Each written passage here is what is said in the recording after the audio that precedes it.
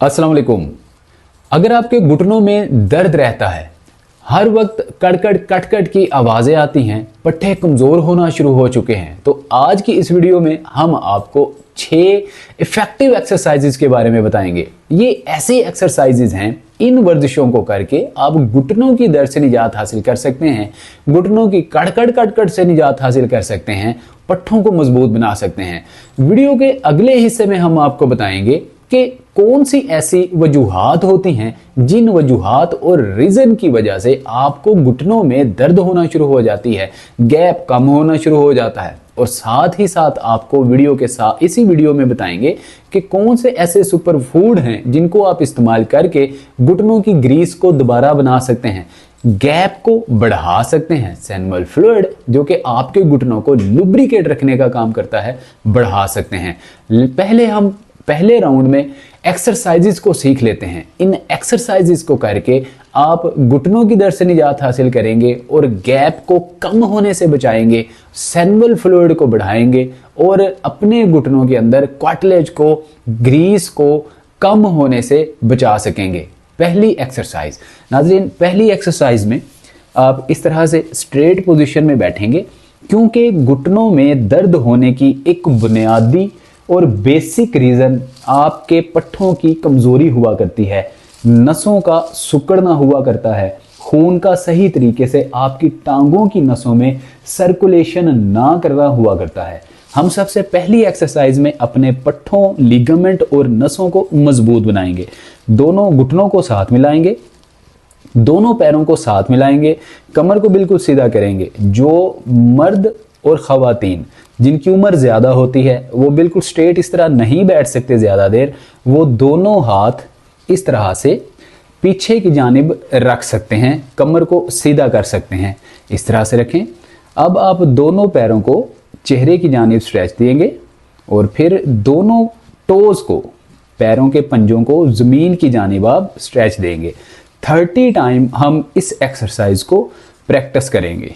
1 2 3 4 5 6 7 8 9 10 11 12 13 14 15 16 17 18 19 20 21 22 23 24 25 26 27 28 29 and 30 time आप इस exercise को करेंगे।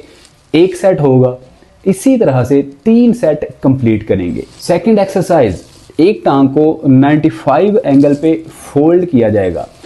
पटेला चपनी से 4 उंगलियां नीचे, दोनों हाथों की मदद से थाई को पकड़ेंगे और क्लॉकवाइज 10 टाइम और एंटी क्लॉकवाइज 10 टाइम ही हम मूव करेंगे तो एक सेट कंसिडर होगा। 1 2 3 4 5 6 7 8 9 10 anti clockwise. 1 2 3 4 5 6 7 8 9 10।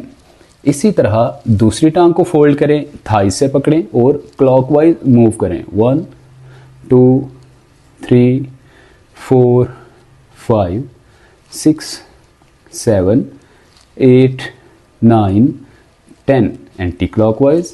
1 2 3 4 5 6 7 8 9 10 10 repetition clockwise anti clockwise करने से एक सेट कंसिडर होगा। 3 सेट आप लगाएंगे early morning and evening. Third exercise में आपको इस तरह का रुमाल ले लेना है। घर में मौजूद कोई भी रुमाल या कोई भी कपड़ा आप लेकर इस तरह से 4 इंच चौड़ाई में आप इसको रोल कर लेंगे।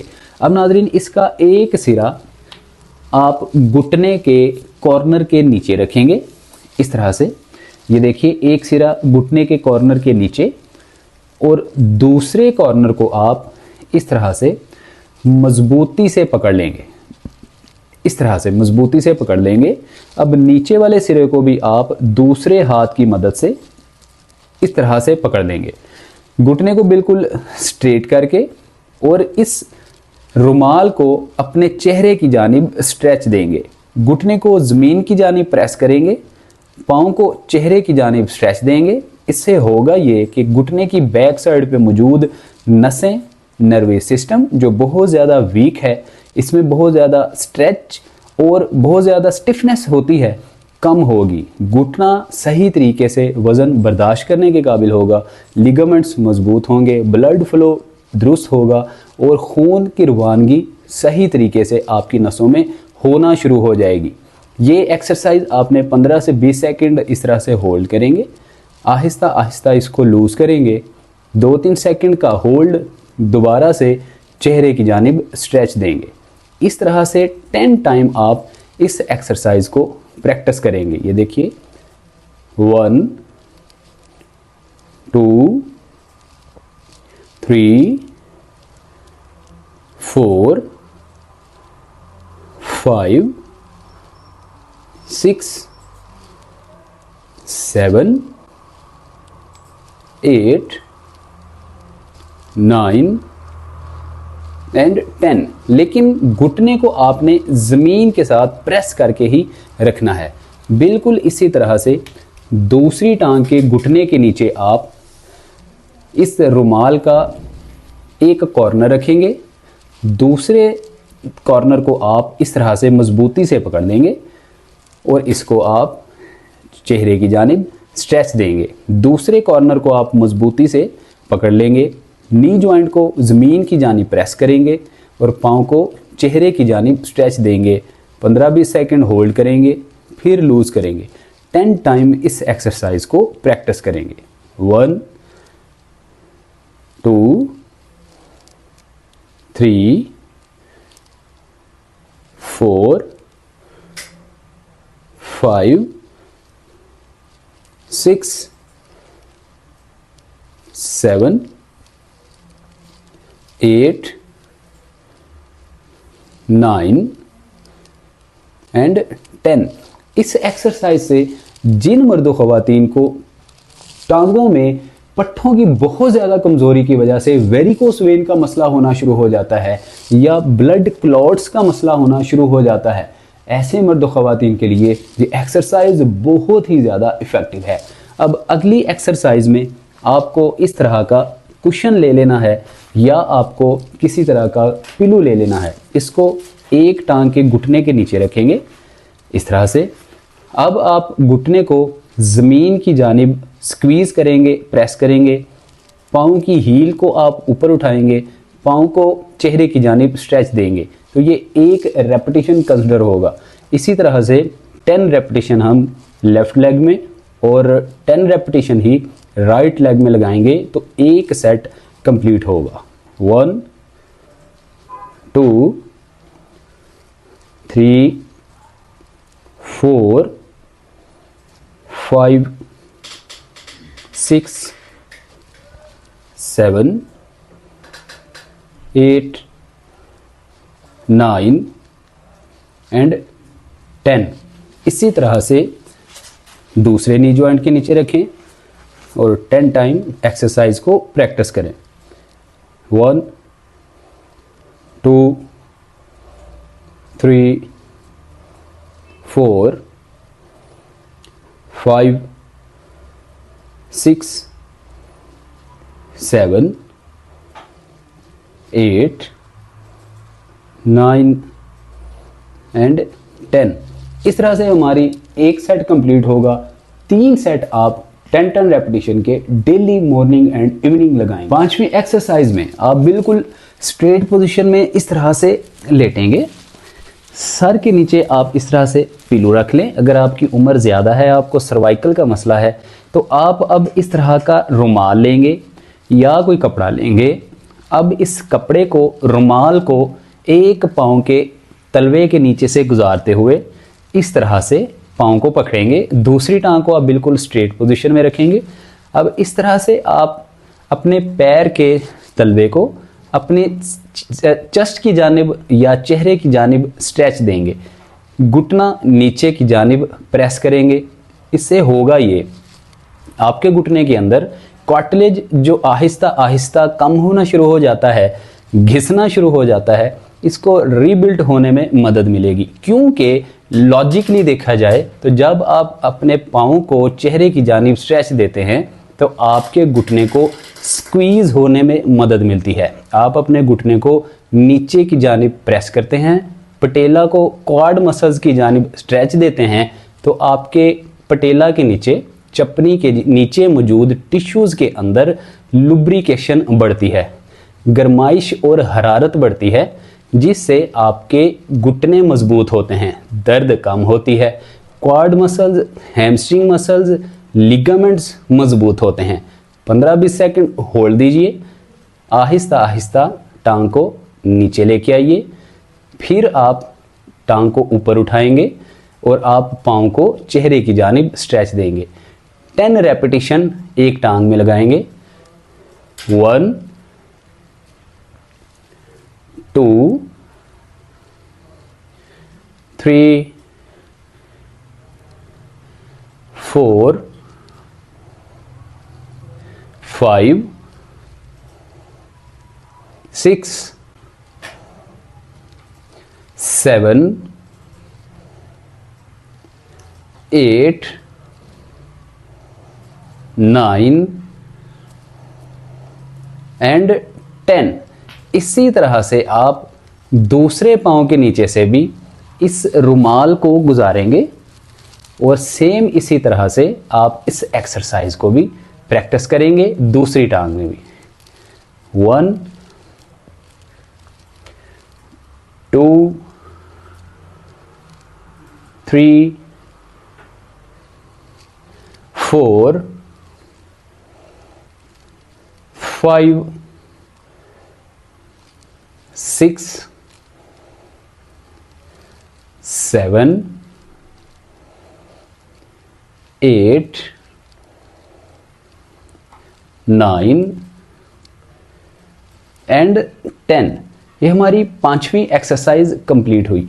अब इसी पोजीशन में आप लेटे लेटे ही इस रुमाल को अपनी दोनों थाइज के पोर्शन पे इस तरह से मजबूती से बांध लेंगे। पेल्विक जॉइंट की स्ट्रेट पोजीशन में आपकी टांगें होंगी और इस रुमाल को या कोई फ्लेक्सिबल बैंड भी ले सकते हैं, इस तरह से ज़ोर से बांध लेंगे। इसकी चौड़ाई तकरीबन 3 से 4 इंच आप रखेंगे तो आपको एक तो तकलीफ़ का एहसास नहीं होगा, दूसरा आपके मसल्स को स्ट्रेंथनिंग होने में मदद मिलेगी। अब दोनों घुटनों को अपोजिट साइड पे बाहर की जानिब आप सपोर्ट देंगे, बाहर की जानिब स्ट्रेच देंगे। इससे होगा ये कि आपकी स्ट्रेंथनिंग में इजाफा होगा। आपके इनर मसल्स, आउटर मसल्स या इसके अलावा ग्लूट मसल्स में जो वीकनेस होगी, लोअर बॉडी पेल्विक जॉइंट में जो वीकनेस होगी, देखते ही देखते मजबूत होंगे। इस तरह से आप स्ट्रेच दीजिए, 15 से 20 सेकंड होल्ड दीजिए, आहिस्ता आहिस्ता वापस अंदर की जानिब घुटनों को मूव कीजिए, दोबारा से बाहर की जानिब स्ट्रेच दीजिए।